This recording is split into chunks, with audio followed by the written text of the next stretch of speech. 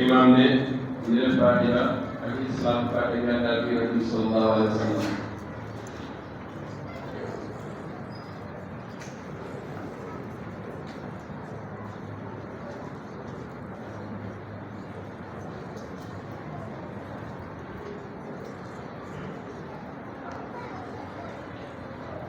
def Fatiha fukki Ixlaas ak benn salaatul Fatiha way jiitu yàlla yërëm ñëpp te jéggal ñëpp ci barke Yonent bi sallallahu alayhi wa sallam. imam ne def Fatiha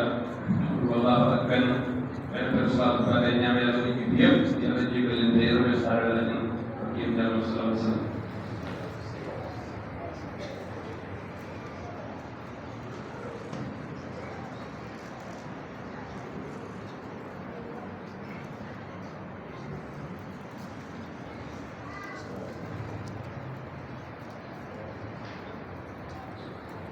wala yi jàng Fatiha ayatul kursi wala teg naa si benn salaatul Fatiha yi nag suñu mbokk yi nag suñu njaboot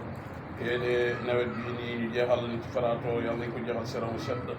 léegi bi su mu liggéey bi yal na ko yàlla xàggal te lépp lu si aaj yal na ko yàlla jàppandal luñ ci jaamu yal na ko yàlla nangu luñ si ñaan yal na ko yàlla nangu si barke Yonent bi sallallahu alayhi wa sallam. imam ne ñu doon jël Fatiha benn yoon